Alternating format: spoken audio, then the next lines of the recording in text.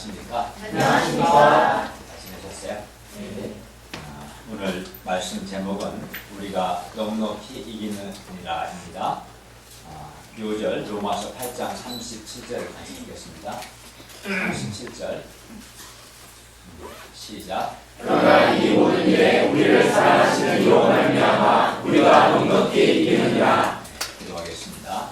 주신 하나님, 오늘도 저희가 살아계신 성부 하나님과 성자 하나님, 또 성령 하나님께 예배 드릴 수 있는 은혜와 복을 주셔서 감사합니다. 우리 예배가 하나님께 감사와 찬송을 드리는 예배가 되게 해주시고, 하나님께서 우리의 많은 주여 허물을 용서해 주시고, 또 하나님의 말씀을 통해서 은혜와 새 힘을 덧입을 수 있도록 도와주십시오.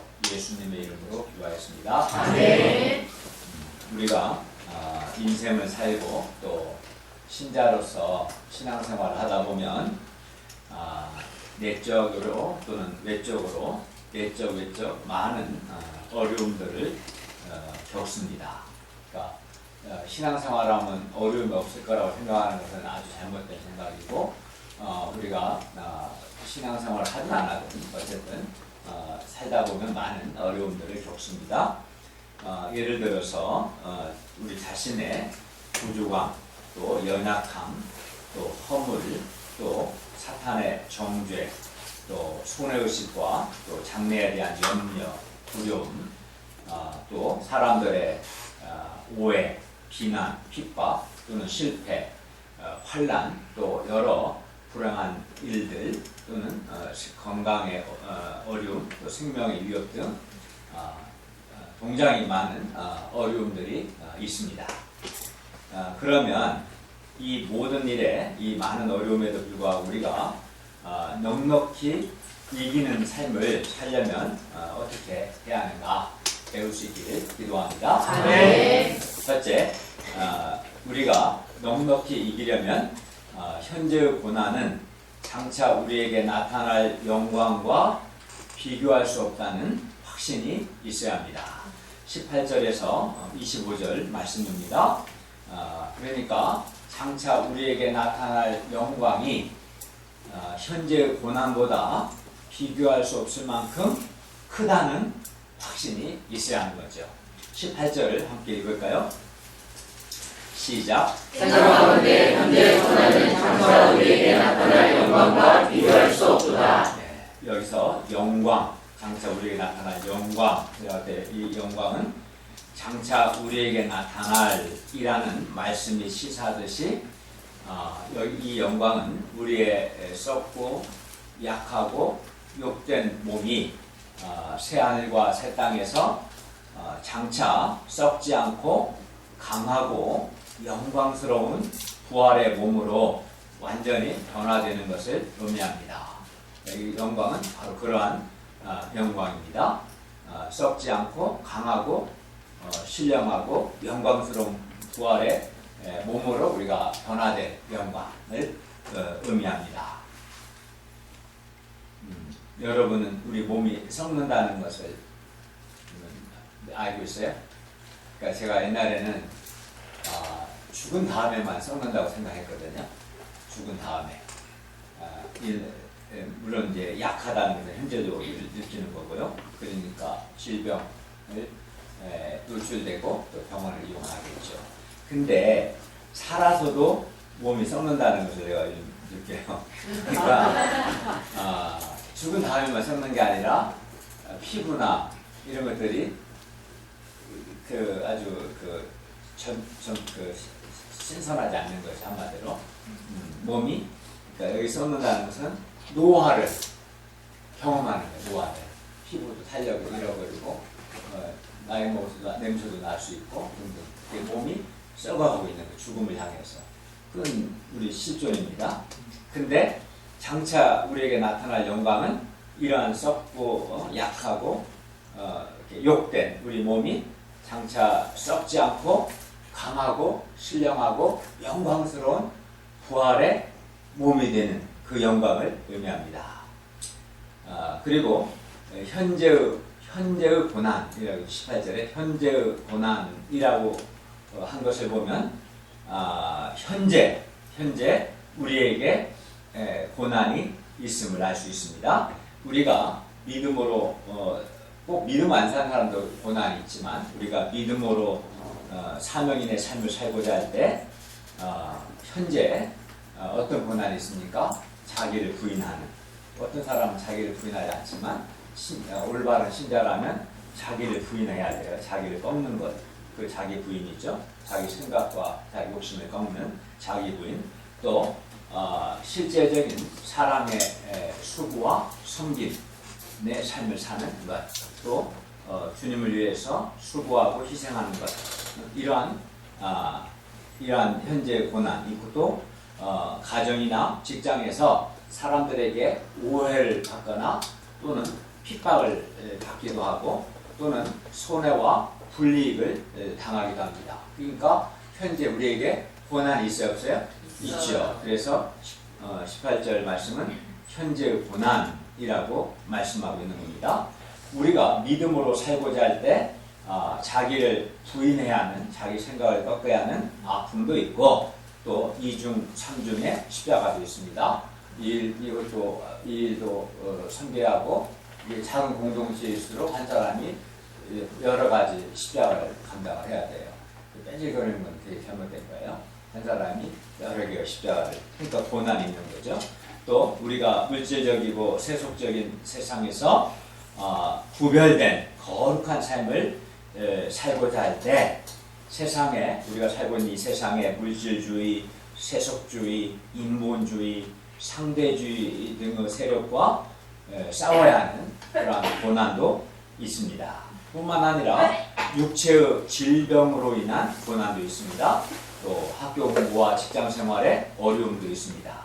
그러나 그럼에도 불구하고 이러한 많은 현재의 고난이 있음에도 불구하고 18절 말씀은 이 현재의 고난은 장차 우리에게 나타날 영광과 좋게 비교할 수 없다라고 말씀합니다. 즉 현재의 고난이 아무리 크다고 할지라도 장차 우리에게 나타날 영광은 비교할 수 없을 만큼 현재의 고난보다 크다.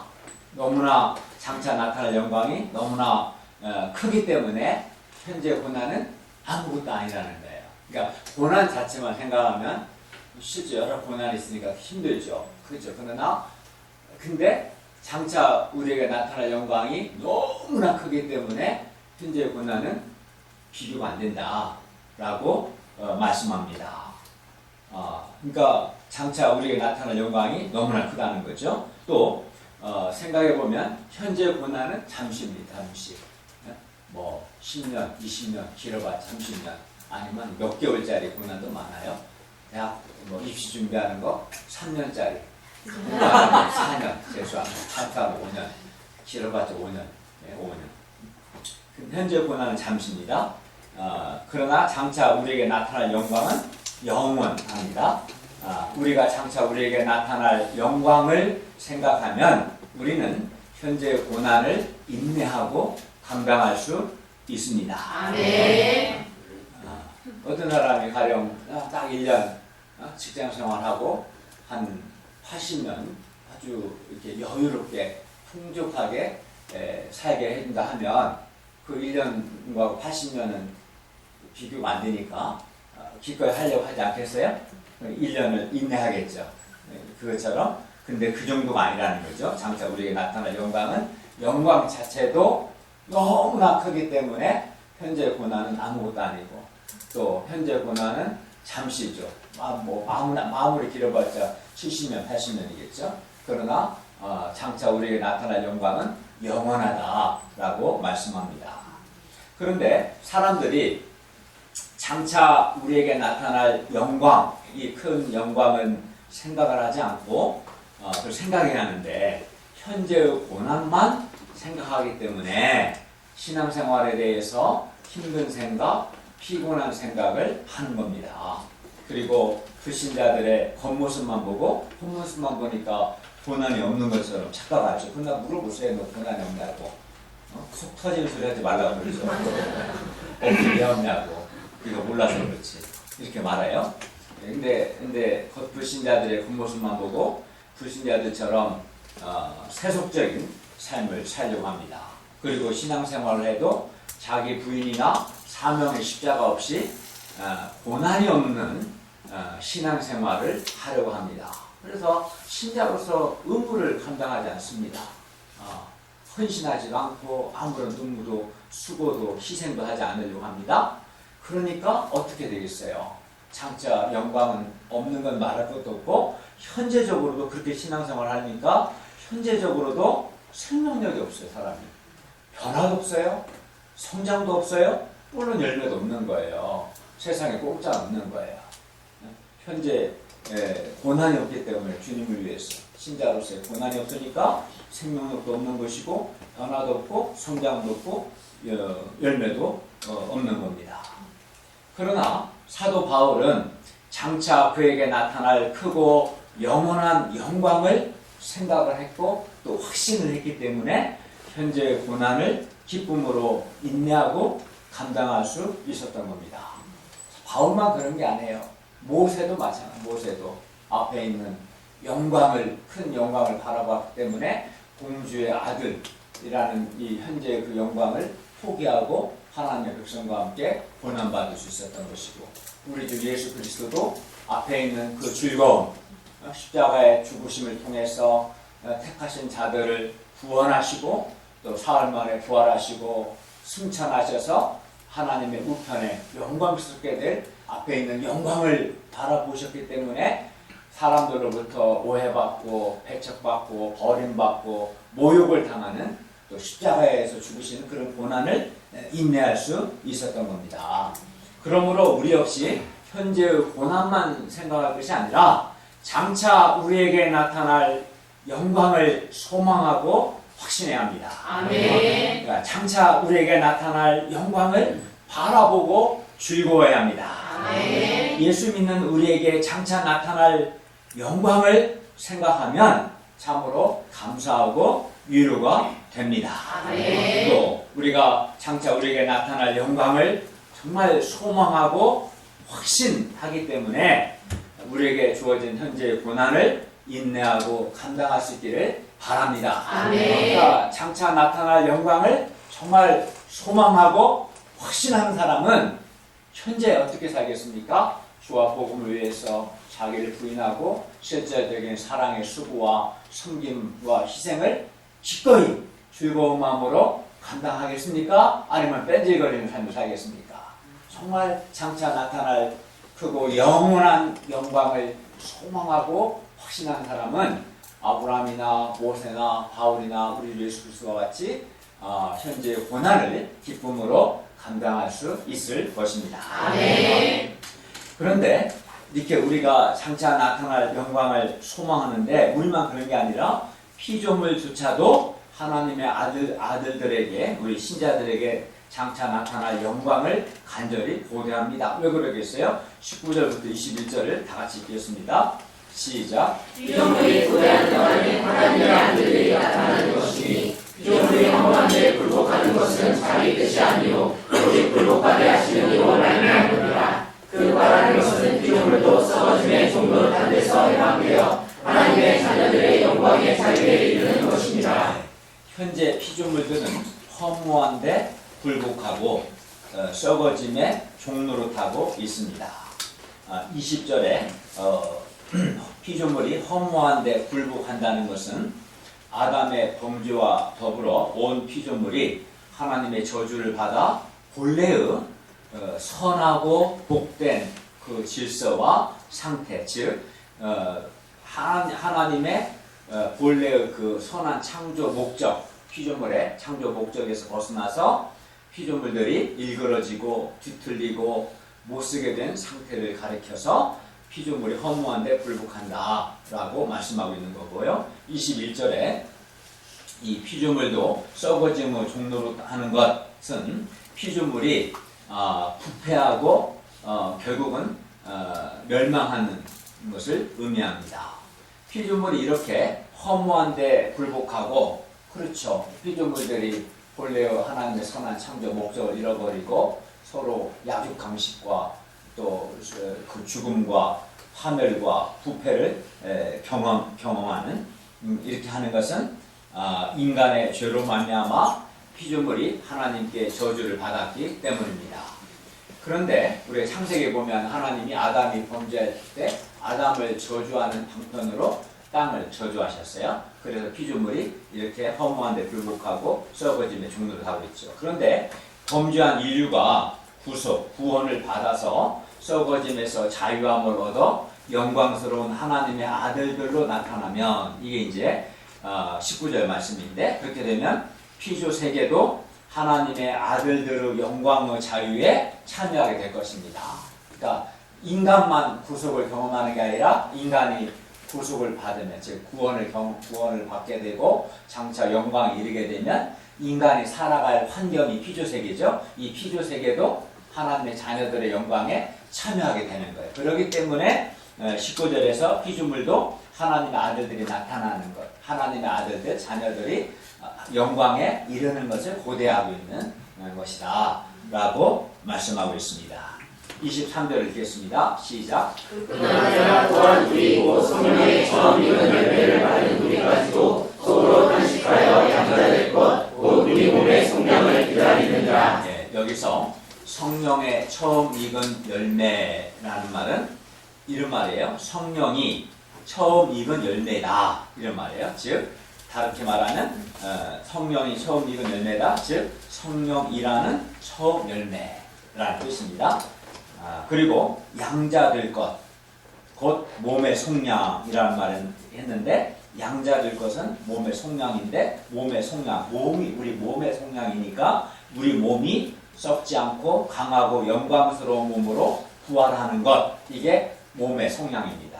양자될 것은 그 몸의 속량을 의미하고 몸의 속량은 우리 몸이 썩지 않고 강하고 신령하고 영광스러운 몸으로 부활하는 것을 의미합니다. 우리는 이미 양자의 영, 우리가 8장 전반부에서 양자의 영, 성령을 양자의 영이라고 표현했어요. 왜냐하면 성령은 우리가 하나님의 양자, 즉 하나님의 자녀임을 확신하게 하시는 분이라는 의미에서 성령을 가리켜서 양자의 영이라고 했는데 어쨌든 양자의 영이신 성령을 우리가 받아서 하나님의 양자가 되었습니다. 즉 하나님의 자녀라는 확신을 가지게 되었어요.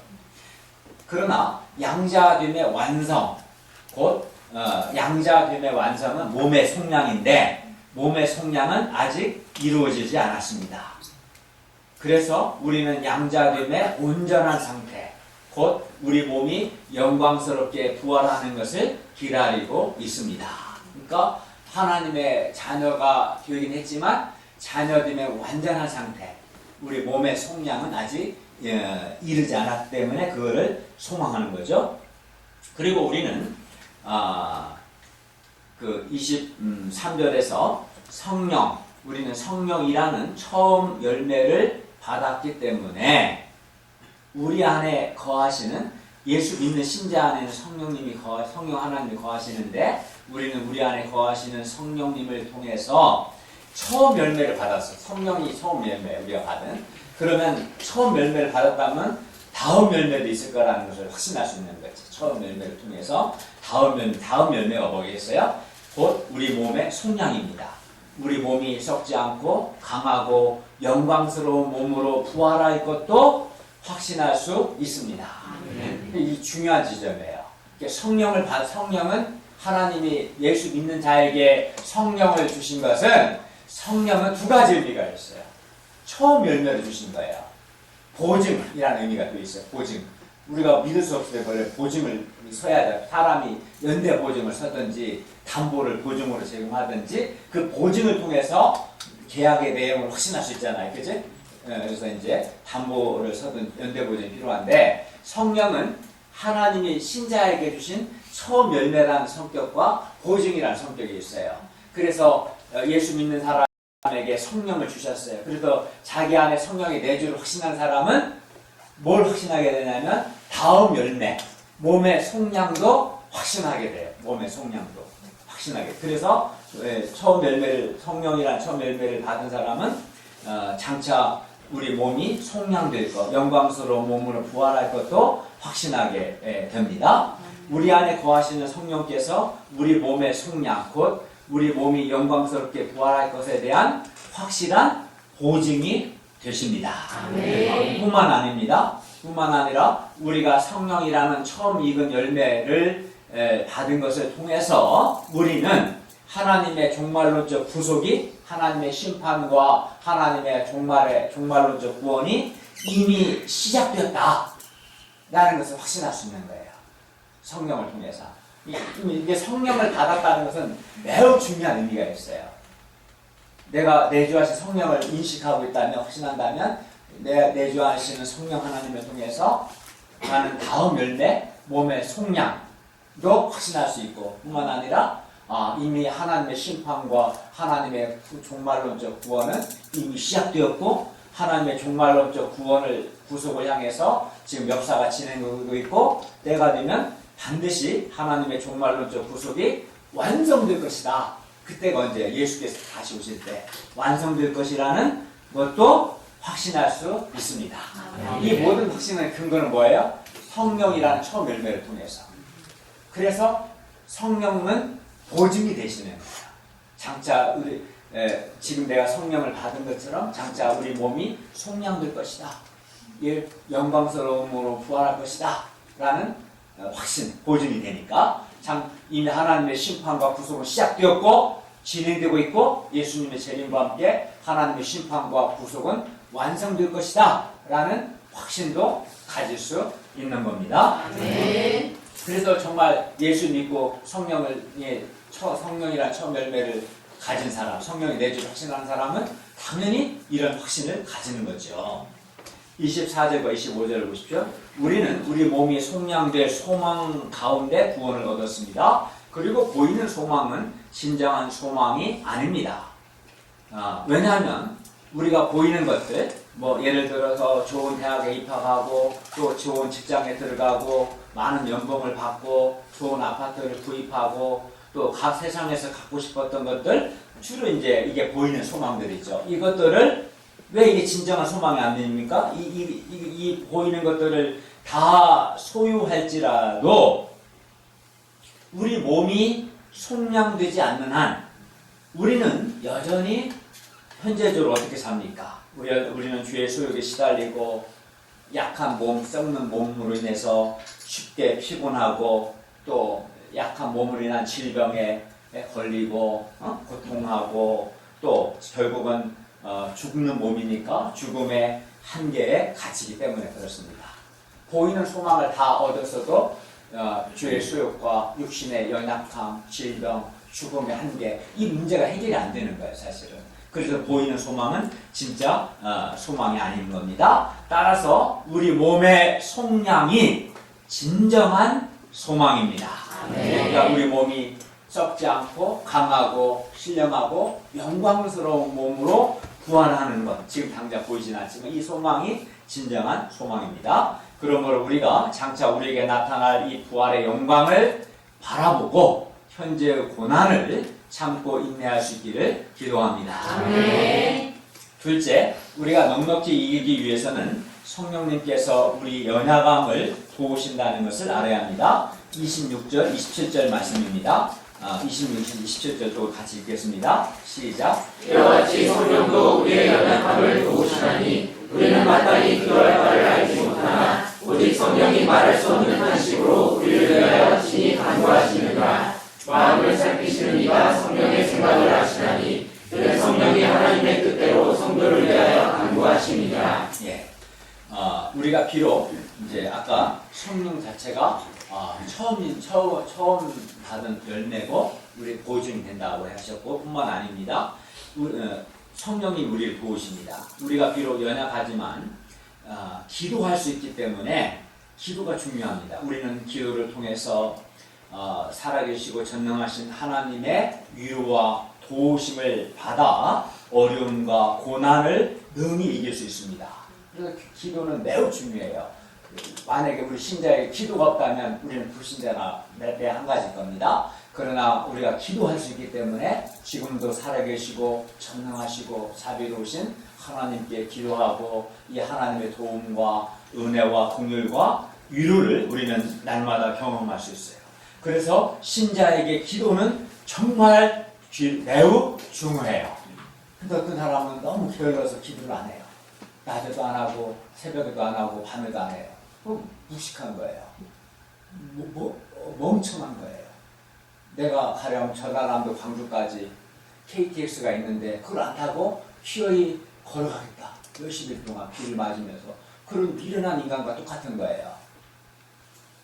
기도는 지금도 지금도 살아계시는 이 예배 가운데 지금도 우리 가운데 계시는 살아계신 하나님께 하나님의 도움을 구하고 하나님의 은혜를 구하고 하나님의 자비를 구하고 위로를 구할 수 있는 수단이에요. 우리는 기도를 통해서 하나님의 도움을 받고 은혜를 경험할 수 있어요. 그럴 땐 기도는 매우 중요해요. 그러나 우리는 때때로 하나님의 뜻을 모르기 때문에 하나님의 뜻대로 기도하지는 않고 자기중심적으로 기도할 때도 있고 또 어떤 때는 너무나 연약해서 기도 자체를 잘 하지 못할 때도 있습니다. 우리는 그만큼 연약해요. 몸도 연약하고 마음도 연약합니다. 그러나 바로 이때 이렇게 우리가 연약할 때 성령님께서 우리의 연약함을 도와주십니다. 성령님께서 우리가 마땅히 기도할 말 알지 못할 때 말할 수 없는, 즉 말 없는, 성령이 소리내서 기도하진 않아요. 우리 안에서 말 없는 탄식으로 우리를 위해서 친히 간구해 주십니다. 나를 위해서 기도해 주시는 거예요. 성령께서 내가 연약하여 기도를 잘 못할 때 27절을 보면 성령님께서는 우리에게 주신 하나님의 뜻을 아시기 때문에 하나님의 뜻대로 우리를 위해 간구해 주십니다. 성령 자신이 하나님이시기 때문에 우리의 기도는 하나님의 뜻에 부합되지 못하여 응답받지 못할 때가 있지만 성령님은 하나님의 뜻대로 성령 자신이 하나님이시기 때문에 하나님의 뜻대로 우리를 위해서 친히 간구해 주시기 때문에 성령님의 기도는 100% 응답이 됩니다. 우리가 지금 이만큼이라도 믿음을 지키고 믿음으로 살고 있는 것은 우리 안에서 말할 수 없는 탄식으로 우리를 위해 끊임없이 간구하시는 성령 하나님의 기도 덕분입니다. 제가 저의 삶을 돌아볼 때도 물론 깨어서 기도를 잘 할 때도 많이 있었지만 제가 연약해서 하나님의 뜻에 맞지 않는 기도를 하거나 또는 기도 자체를 잘 하지 못할 때도 참 많았습니다. 기도하다가 줄 때도 많았고 너무 따뜻한 데서 기도하지 마세요. 좋은 편이 많아져요. 너무 피곤한 데서 따뜻해져 봐요. 기도하다가 줄 때도 많습니다. 저도 그랬어요. 그럼에도 불구하고 제가 지금까지 이렇게 목자의 삶을 살 수 있었던 것은 제가 잘나서가 아니라 성령 하나님께서 내 안에서 말할 수 없는 탄식으로 저를 위해 기도해 주셨기 때문임을 깨닫고 성령 하나님께 감사를 드립니다. 우리의 연약함을 도우사 우리를 위해서 하나님의 뜻대로 친히 간구해 주시는 성령님께 감사를 드립니다. 이 확신을 이것을 깨닫는 사람은 넉넉히 이기게 되는 거예요. 자기의 의지만 갖고 인생을 사는 게 아니에요. 내가 너무 연약할 때가 있거든요. 근데 그때 내 안에서 성령님께서 하나님의 뜻대로 나를 위해서 간구해 주시기 때문에 우리는 승리한 인생을 살 수 있습니다. 셋째, 우리가 넉넉히 이기기 위해서는 하나님을 사랑하는 자에게는 모든 것이 합력하여 선을 이룸을 믿어야 합니다. 28절에서 30절 말씀입니다. 28절을 우리 자매들이 한번 읽겠습니다. 시작. 우리가 알거니와 하나님을 사랑하는 자, 오 그의 뜻대로 부르심을 입은 자들에게는 모든 것이 합력하여 선을 이루느니라. 잘 보시면 28절에 우리가 알거니와 라고 했어요. 우리가 알거니와 이는 이론이 아니라 믿는 자들의 신앙 체험에서 나온 확신이라는 겁니다. 이거는 나도 알고 로마서 읽을 로마 성도 너희도 아는 거 아니냐. 이거는 다 우리가 알고 있는 거다. 이건 다 체험한 거예요. 그게 뭡니까? 28절 내용이죠. 하나님 그리고 여기서 하나님을 사랑하는 자, 곧 하나님을 사랑하는 자와 하나님의 뜻대로 부르심을 입은 자들은 신자를 가리키는 표현입니다. 그러니까 정말 신자라면 하나님을 사랑하는 자고 하나님의 뜻대로 부르심을 입은 자입니다. 그리고 우리가 신자로서, 그러니까 여기서 하나님을 사랑하는 자, 곧 그의 뜻대로 부르심 입은 자들은 신자들인데, 신자로서 우리가 확신해야 할 것이 있습니다. 그것은 우리 신자에게는 모든 것이 합력하여, 즉 모든 것이 합력하여 선을 이룬다. 이 말은 모든 것이 합력하여 선한 목적과 선한 결과를 이룬다는 겁니다. 여기서 선이라는 것은 우리 신자들이 구원의 완성을 향해 가는 과정에서 우리 신자들을 지탱하는 모든 한마디로 좋은 것들, 우리에게 유익한 것들을 다 포함하는 말입니다. 선을 이룬다. 우리에게 좋은 것들, 유익한 것들을 이룬다. 우리에게 좋은 결과, 유익한 결과를 가져온다. 이런 말입니다. 신자들에게는 그에게 일어나는 모든 일이 합력한다는 말, 함께 역사한다는 말입니다. 함께 역사해서 예를 들어서 이 일이 저희와 서로 연결되고 또 저희는 또 다른 일과 연결되어서 함께 역사해서 선한 결과에 이르게 됩니다. 그러니까 이게 저절로 되지는 않고 하나님이 합력하시면서 하나님이 이 일과 저희를 이렇게 연결시켜서 함께 역사하셔서 선한 결과를 선을 이루신다. 선한 결과에 이르게 한다. 이런 말이에요. 가령 요셉의 경우에는 어떻게 해서 우리 아는 것처럼 형들은 요셉을 위해서 요셉에 대한 시기심과 미움 때문에 자기 동생을 애굽에 팔아 넘겨버렸어요. 그 일을 했고 또 보디발은 요셉의 지혜롭고 충성되니까 잘 써다가 자기 아내 말 듣고 오해해서 요셉을 감옥에 집어넣어버렸어요. 또 그런 일도 있었고 또 술 맡은 관원과 떡 굽는 관원자 꿈을 해석해도 도와줬는데 이들은 잊어버렸어요. 또 그런 일도 있었고 그러니까 하나하나가 여러 일들이 있었어요. 그리고 각 사람은 각자 자기 유익을 따라서 행동한 거예요. 어느 누구도 요셉을 위해서 한 인간 하나도 없었어요. 그러나 하나님은 형들이 요셉을 팔아 넘긴 일들, 또 보디발이 요셉을 감옥에 쳐넣은 일들, 술 맡은 관원이 요셉의 꿈을 잊어버린 일들, 또는 바로가 꿈을 꿨는데 해석하지 못한 일들, 이 일 저 일을 다 합력해서 연결시켜서 이런 말이에요. 모든 것들을 합력해서 이 일 저 일들을 연결시켜서 선을 이루셨다. 선한 결과를 이루신 것. 어떻게? 요셉을 애굽의 총리가 되게 하시고 생명의 구원자가 되게 하신 것. 이게 선이거든요. 하나님이 생각하신 선한 결과를 가져오신다. 이런 말입니다. 그래서 하나님을 사랑하는 자에게는 비록 과정에는 고난도 있고 실패도 있고 좋지 않은 일들, 불행한 일들. 요셉의 경우는 억울한 누명을 쓰고 옥에 갇히거나 형들로부터 배반을 받아서 애굽의 노예로 팔려왔거나 과정에는 실패, 억울한 일들, 좋지 않은 일들, 불행한 일들이 있을지라도 하나님께서 이 모든 일들을 합력해서 선을 이루십니다. 선한 결과를 가져오신다. 이 말씀입니다. 그렇기 때문에 우리 인생이 모든 것을 합력하여 선을 이루시는 하나님 덕분에 하나님 때문에 우리 인생이 결코 실패로 끝나지 않고 또 불행하게 되지 않고 결국은 선하게 좋게 될 것입니다. 우리 인생에 두신 하나님의 뜻과 계획은 완전하고 선하며 결코 실패가 없습니다. 우리가 부분을 볼 때는 그 불완전한 것 같고 악한 것 같고 실패한 것 같아요. 요셉의 인생을 봐도 괜히 옛날 요셉이 17세 때 꿈 얘기했다가 형들한테 찍혀서 미움받아서 막 그렇게 그런 일도 있어. 그래서 하나하나를 보면은 선하지 않은 것 같고 불완전한 것 같고 잘못됐다 이걸로 내 인생 끝날 것 같고 그렇게 보여요. 우리 인생은. 그러나 우리 인생에 두신 하나님의 뜻과 계획은 항상 완전하고 선하고 결코 실패가 없습니다. 우리가 연약해서 비록 실수하고 또 우리는 실패할지라도 하나님은 나의 그 실수와 실패까지도 합력해서 곧 좋은 결과를 이루십니다. 우리가 신앙생활을 하다 보면 영적 투쟁을 잘할 때도 있지만 연약해서 죄에 넘어지고 실수하고 실패할 때도 있습니다. 그리고 이때 우리는 마음이 아프고 후회스럽습니다. 믿음으로 한다고 했는데 원하지 않는 결과가 나오므로 곤혹스러울 때도 있습니다. 왜냐하면 의도가 좋다고 항상 결과가 좋은 게 아니에요. 나는 선한 의도를 했는데 이 못돼 먹은 인간들은 오해를 많이 하고 그래도 의도치 않은 결과가 나올 때도 있고 그때 우리는 참 당혹스럽고 고통스럽습니다.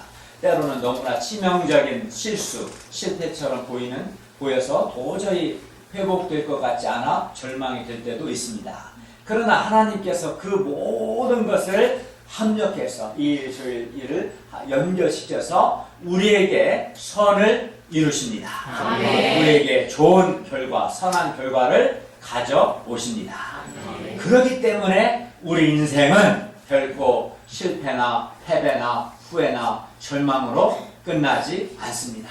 우리가 자기 인생을 돌아보세요.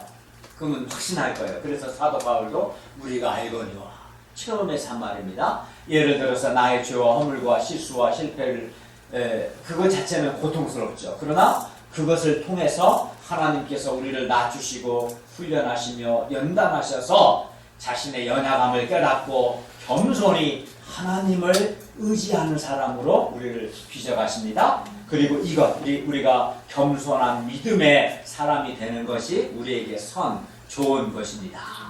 그러니까 우리의 실패와 죄와 허물과 연약함을 합력해서 내가 겸손한 믿음의 사람이라는 선한 결과를 하나님이 가져오신다는 거예요. 우리가 또 하나님의 징계와 훈련을 잘 받을 때 하나님께서 우리를 회복시켜 주시고 이전보다 더욱 귀하게 쓰십니다. 그리고 이렇게 훈련을 잘 받고 회복이 되어서 이전보다 하나님께 더욱 귀하게 쓰임받는다면 그것이 선한 거 아닐까요? 그것이 우리에게 좋은 것이 될 수 있는 거예요. 우리는 우리의 모든 것을 합력해서 좋은 것들을 이루시는 하나님으로 말미암아 우리의 죄와 허물과 실수와 실패에도 불구하고 우리는 넉넉히 이기는 삶을 살 수 있습니다. 아멘. 뿐만 아니라 박해와 핍박, 또 사람들의 괴롭힘, 억울함, 불행한 일들과 같은 외적인 어려움들까지도 나의 내적인 허물과 실수, 연약함뿐만 아니라 내가 경험하게 되는 외적인 여러 어려움들까지도 하나님께서 합력해서 선을 이루십니다. 아까 예를 든 요셉의 인생이 그러했고 모세의 인생도 그랬어요. 동족에게 이렇게 오해를 받아서 그 광야로 쫓겨날 때 모세의 인생은 끝난 것 같아요. 원래 죽음 동장이기 롤러코스터 같죠? 그 이스라엘 사람 아들 남자로 태어나서 나일강에 던져져 죽어야 하는데 살아난 걸 기적이었는데 또 거기서 공주의 아들이 된 거 엄청난 기적이죠. 근데 이제 동족들에게 버림받아서 광야에 내쫓기는 도망자가 된 거 완전히 그냥 급강한 거죠. 끝난 것 같았어 요셉 인생이. 근데 이제 누구 만났지? 광야에서 하나님도 만났지만 어쨌든 그 장인일이 뭐죠? 이도로 그 딸과 결혼해서 눈치 보고 막 비참했는데 결국 또 하나님이 그를 만나 주셔서 그를 하나님의 위대한 종으로 전무후무한 지도자로 귀하게 쓰셨어요. 그러니까 그의 인생을 합력하여 선을 이루신 거죠. 실패로 끝난 것 같은데 끝나지 않았어요. 사도 바울의 인생도 그랬습니다. 하나님께서 모든 것을 합력하여 좋은 것을 이루십니다. 아멘. 그리고 우리에게 무슨 일이 닥치든지 우리가 보기에 좋지 않은 아주 불행한 일들까지도 그 결말이 선하다면 선한 결과가 된다면 하나님께서 반드시 합력해서 선이 되도록 역사하신다면 우리 신자의 미래는 참으로 안전하고 그 결국은 선하게 될 것입니다. 아멘. 그리고 우리가 이것을 확신할 때 우리는 마음의 위로와 평안을 얻고 내적 외적 많은 어려움들을 넉넉히 이길 수 있습니다. 현재 어려움도 이길 수 있어요. 내가 겪는 내적인 어려움이든 외적인 어려움이든 이 어려움들까지도 살아계신 하나님께서 합력하여서 나에게 선을 이루실 것이다. 선한 결과를 가져오실 것이다. 이걸 내가 확신한다면 현재 내가 경험하고 있는 내적인 어려움들, 외적인 어려움들을 능히 견디고 인내할 수 있을 것입니다.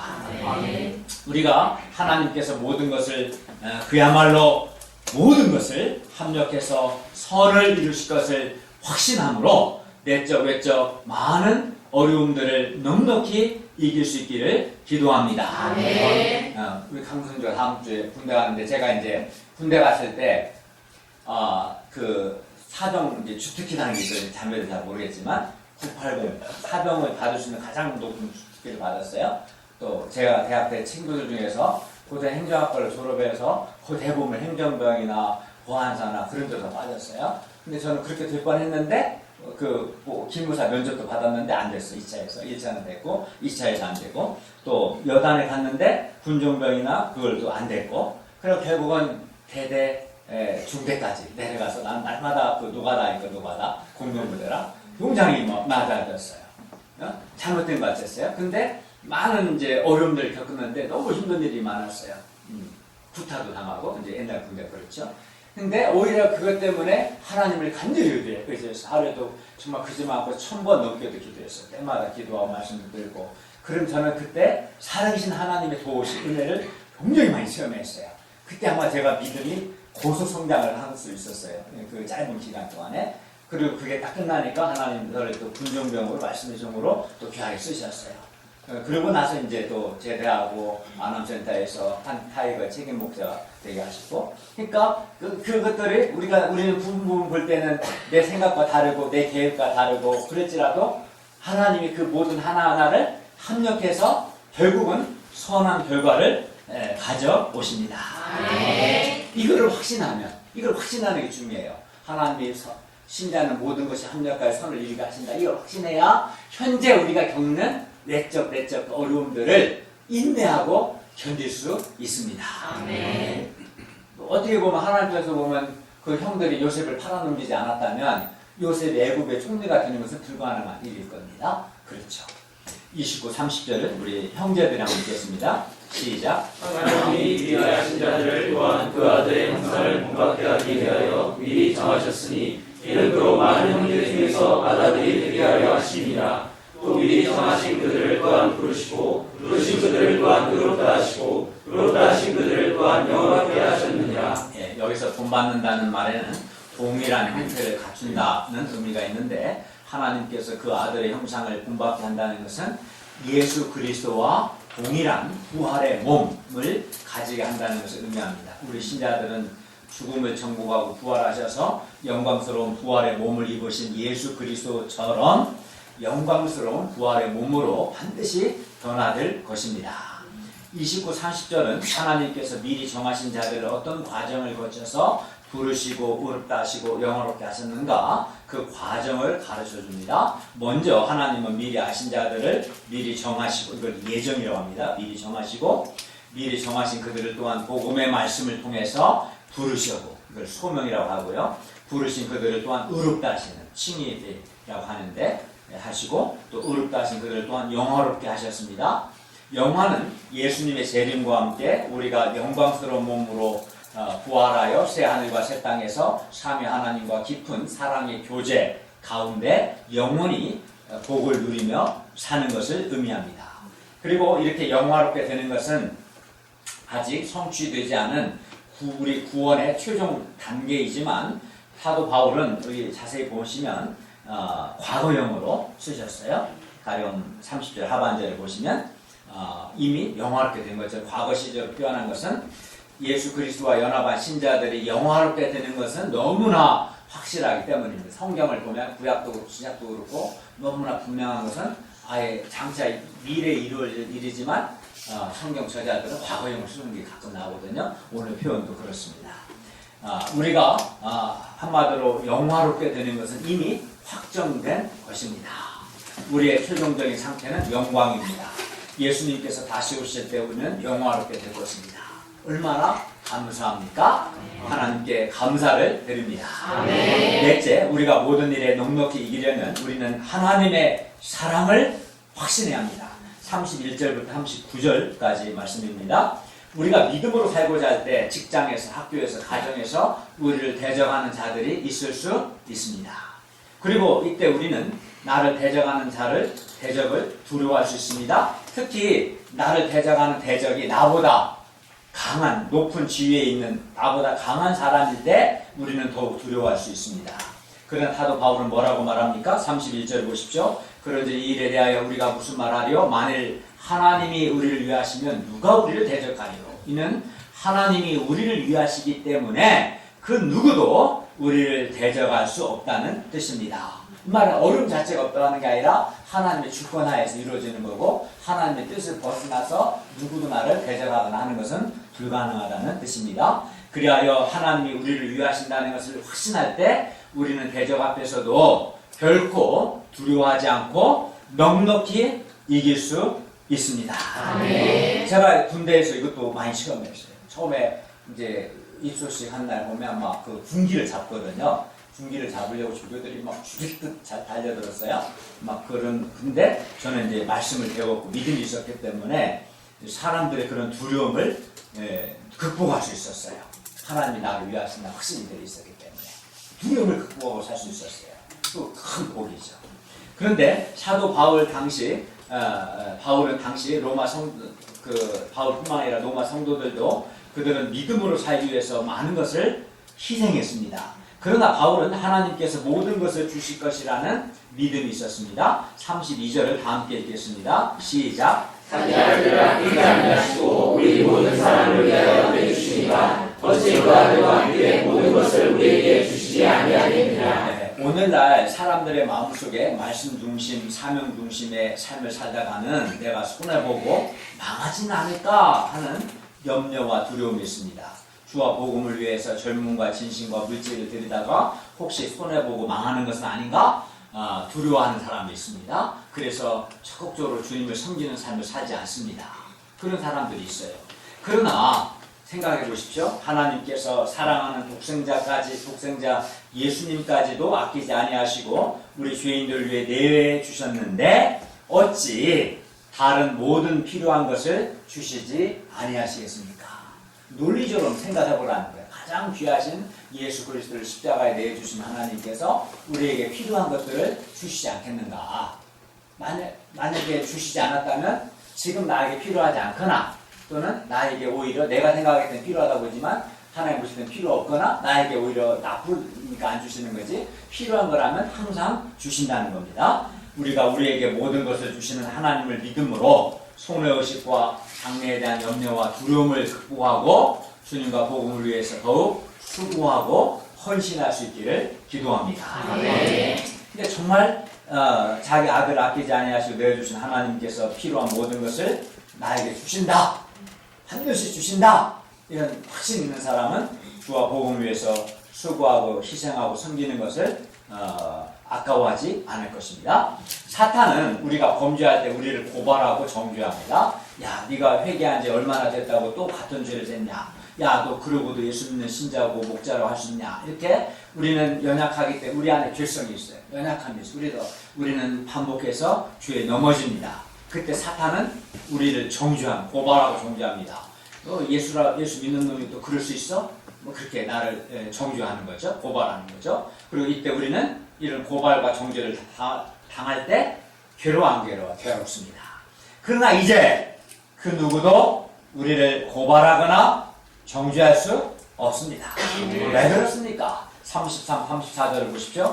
누가 능히 하나님께서 택하신 자들을 고발하려? 이 말은 고발할 수 없다는 거예요. 왜? 의롭다 하신 이는 하나님이시냐. 하나님이 의롭다 하셨는데 누가 감히 고발할 수 있겠냐 이런 말씀이고요. 또 누가 정죄하리요? 정죄할 수 없다는 말입니다. 왜? 죽으실 뿐만 아니라 다시 살아나신 이는 그리스도 예수시고 그는 하나님 우편에 계신 자요 우리를 위하여 간구하시는 자시기 때문이다.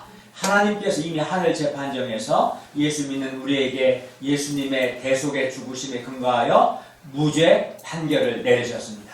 하나님께서 예수 믿는 우리를 의롭다 하셨습니다. 그러므로 아무도 예수 믿는 우리를 고발할 수 없습니다. 예수님께서 우리 죄를 위해서 죽으시고 또 다시 살아나셨고 뿐만 아니라 하나님 우편에서 지금도 우리를 위해서 간구하고 계십니다. 그렇기 때문에 그 누구도 우리를 정죄할 수 없습니다. 예수님의 죽으심에 근거해서 하나님이 예수 믿는 사람을 의롭다 하셨기 때문에 그 누구도 예수 믿는 사람을 고발하거나 정죄할 수 없는 겁니다. 아주 지금 중요한 이야기를 하나 할 겁니다. 사도 바울은 자기 아들을 아끼지 아니하시고 우리 모든 사람을 위하여 내주신 하나님을 깊이 생각했습니다. 자기 아들을 그 사람이 누가 이걸 할 수 있겠어요? 사람은 자기 아들은커녕 다른 사람을 위해서 자기 전셋집 보증을 떼줄 수 없을 겁니다. 그러나 하나님은 자기 아들을 아끼지 아니하시고 우리 모든 사람을 위하여 십자가에 내주셨습니다. 그리고 바울은 이 하나님 아버지를 깊이 생각했습니다. 하나님께서 우리도 이 하나님을 자기 아들을 아끼지 아니하시고 우리 모든 사람을 위해 내주신 하나님, 우리도 그렇기 때문에 깊이 한번 생각해 봐야 합니다. 또 우리를 위해서 십자가에서 죽으실 뿐만 아니라 다시 살아나셔서 지금도 우리를 위하여 간구하고 계시는 예수 그리스도를 바울은 깊이 생각했습니다. 그러므로 우리도 이 예수 그리스도, 나를 위해서, 나의 죄를 위해서 대속의 죽음을 죽으시고 살아나셔서 지금도 하나님 보호자 우편에서 나를 위해서 나를 변호하고 계시는, 나를 위해 간구하고 계시는 예수 그리스도를 깊이 생각해 봐야 합니다. 그때 바울은 이 하나님 아버지와 이 예수 그리스도를 생각해 보니까 그때 바울은 하나님 아버지와 예수 그리스도의 사랑을 확신할 수 있었습니다. 하나님께서 자기 아들을 아끼지 아니하시고 내어주심을 통해서 정말 하나님이 우리를 사랑하시는구나. 또 예수 그리스도께서 우리 죄인들을 위해서, 나의 죄 용서를 위해서 자기 목숨을 내어주시고 뿐만 아니라 지금도 하나님 보호자 우편에게서 나를 위해 기도하고 나를 변호해 주시는 것을 통해서 예수 그리스도가 정말 나를 사랑하시는구나. 예수 그리스도의 사랑과 하나님 아버지의 사랑을 바울은 확신할 수 있었습니다. 그리하여 바울은 이제 세상의 그 어떤 것도 우리를 예수 그리스도의 사랑에서 끊을 수 없다고 단언합니다. 그만큼 그가 예수 그리스도의 사랑을 확신했다는 것입니다. 35절 37절을 보십시오. 누가 우리를 그리스도의 사랑에서 끊으리요? 여기서 그리스도 사랑, 그리스도께서 우리를 사랑하시는 그 사랑을 의미하는데 환난이나 공고나 박해나 기근이나 적신이나 위험이나 칼이랴 기록된 바 우리가 종일 주를 위하여 죽임을 당하게 되며 도살할 양같이 여김을 받았나이다 함과 같으니라. 그러나 그럼에도 불구하고 이 모든 일에 우리를 사랑하시는 이로 말미암아 우리가 넉넉히 이기느니라.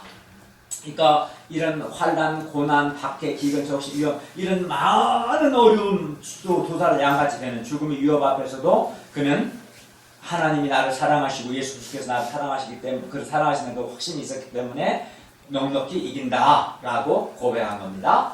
환난이나 핍박, 고난 그 자체는 매우 힘듭니다. 그러나 예수 그리스도의 사랑을 확신하는 사람은 환난, 핍박, 고난을 넉넉히 이길 수 있습니다. 사도 바울은 예수 그리스도의 사랑, 예수 그리스도께서 나를 사랑하신다는 그 사랑에 대한 절대적인 확신이 있었기 때문에 종의 주님을 위해 죽임을 당하게 되며 도살을 양같이 여김을 받았지만 그는 그 상황에서 넉넉히 이겼습니다. 따라서 중요한 것은 뭐예요? 중요한 것은 나를 향한 하나님 아버지와 예수 그리스도의 사랑을 내가 확신할 수 있느냐 하는 겁니다.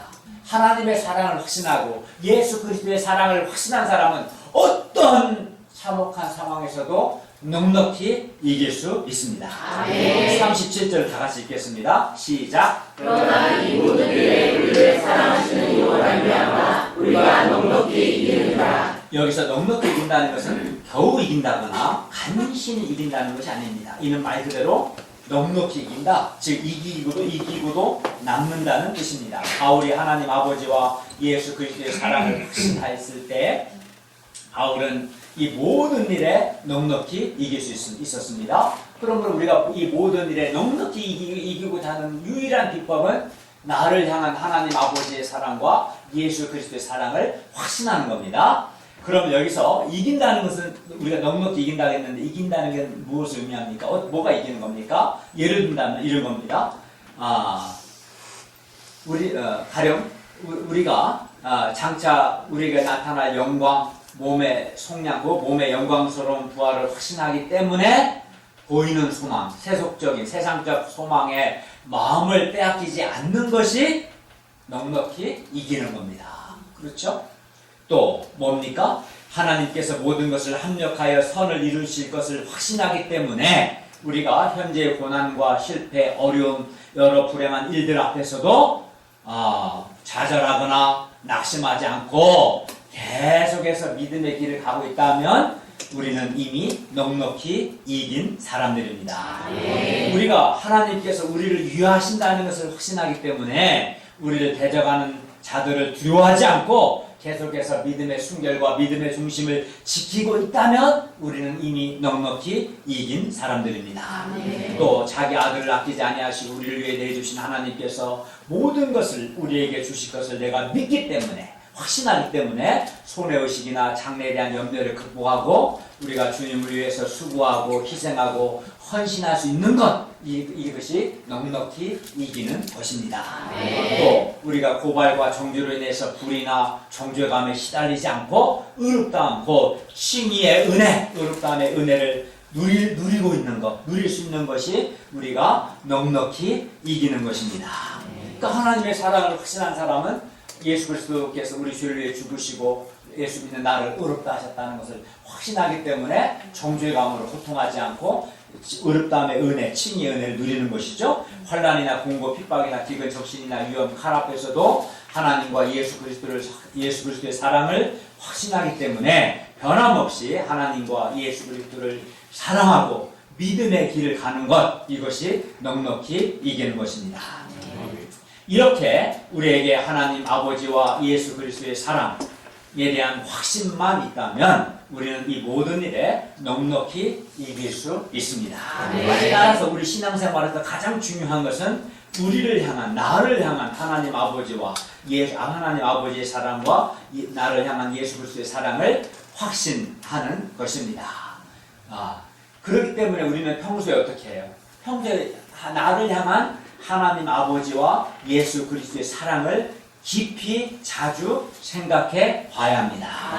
그리고 우리가 우리를 향한 하나님 아버지와 예수 그리스도의 사랑을 확신함으로 이 모든 일에 넉넉히 이길 수 있기를 기도합니다. 넉넉히 이긴다는 것은 뭔가를 설명했어요. 넉넉히 이길 수 있기를 바랍니다. 38, 39절을 보십시오. 사도 바울은 하나님의 사랑에 대한 절대적인 확신을 노래합니다. 내가 확신하노니 사망이나 생명이나 천사들이나 권세자들이나 현재일이나 장래일이나 능력이나 높음이나 기쁨이나 다른 어떤 피조물이라도 우리 주 예수 그리스도 안에 있는 하나님의 사랑에서 끊을 수 없으리라. 그만큼 하나님의 사랑을 확신한다는 거겠죠. 죽음이나 다른 어떤 피조물이라도 우리를 예수 그리스도 안에 있는 하나님의 사랑에서 끊을 수 없습니다. 그런데 여기서 하나님께서 우리를 사랑하시는 이 하나님의 사랑은 뭐라고 했어요? 39절 하반절을 보시면 그리스도 예수 안에 있는 하나님의 사랑입니다. 즉 우리 죄인들을 위해서 자기 아들 그리스도 예수를 십자가의 죽음에 내어준 사건 속에서 구체화되고 나타난 바로 그 하나님의 사랑을 의미합니다. 그러므로 우리는 예수 그리스도의 십자가의 죽음을 통해서 하나님의 사랑을 확신할 수 있습니다. 예수 그리스도 안에 있는 하나님의 사랑이 바로 그런 의미입니다. 그런데 어떤 사람은 자기의 인간 조건이 개선되거나 또는 자기의 간절한 기도가 응답되는 걸 통해서 하나님의 나를 사랑하신다, 이 하나님의 사랑을 확신하려고 합니다. 그래야 자기의 인간 조건이 개선되고 기도가 응답되면 하나님의 사랑을 확신하고, 만약 그렇지 않으면 하나님 나를 사랑 안 하는가 보다, 하나님의 사랑을 의심합니다.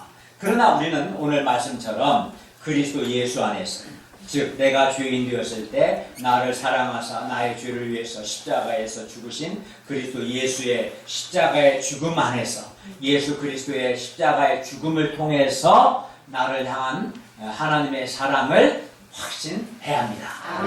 하나님의 사랑을 예수 그리스도를 통해서 확신해야 한다는 거예요. 예수 그리스도의 죽음 안에서 확신해야 합니다. 그리고 이렇게 그리스도 예수 안에서 하나님의 사랑을 확신하는 사람은 어떤 상황에서도 아무리 힘들고 슬프고 절망적이고 불행해 보이는 일들 가운데서도 나를 향한 하나님의 사랑을 확신할 수 있고, 그렇기 때문에 넉넉히 이길 수 있습니다. 하나님의 사랑을 확신할 수 있기 때문에 나를 향한 하나님의 선하심을 믿을 수 있고 하나님의 합력의 선을 이루실 것도 믿을 수 있고 그래서 현재적으로 어려움 앞에 좌절하지 않고 믿음의 길을 계속해서 갈 수 있습니다. 결론입니다. 우리에게 현재 고난이 있지만 장차 우리에게 나타날 영광이 현재의 고난보다 비교할 수 없을 만큼 더 크다는 확신이 있을 때 우리는 현재의 고난을 넉넉히 이길 수 있습니다. 또 우리는 성령님께서 내 안에서 나를 위해 기도해 주시고 예수님께서 하나님 우편에서 지금도 나를 위해 간구하신다는 것을 확신할 때 또한 우리는 넉넉히 이길 수 있습니다.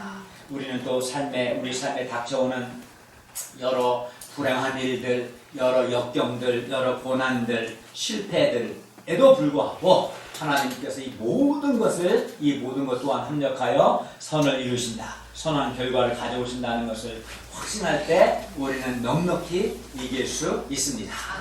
자기 아들 아끼지 아니하시고 내주신 하나님께서 나에게 모든 것을 주신다는 것을 믿을 때 우리는 손해의식과 장래의 염려와 두려움을 극복하고 주님을 위해서 헌신할 수 있습니다.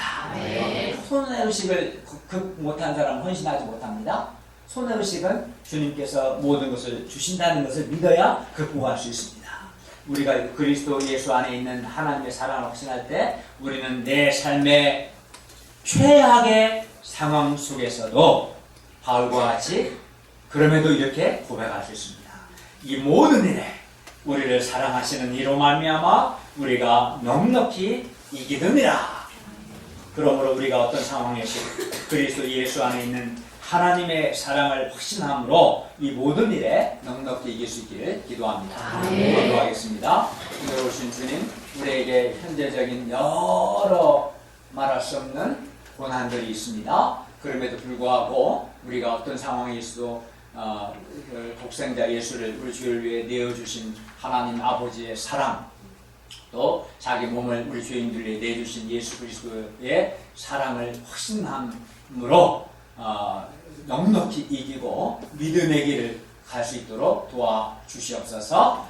평소에 그리스도 예수 안에 있는 하나님의 사랑을 깊이 생각하고 예수 그리스도의 사랑과 하나님의 사랑을 확신함으로 넉넉히 이기게 도와주시기를 기도합니다. 예수님의 이름으로 기도했습니다. 아멘.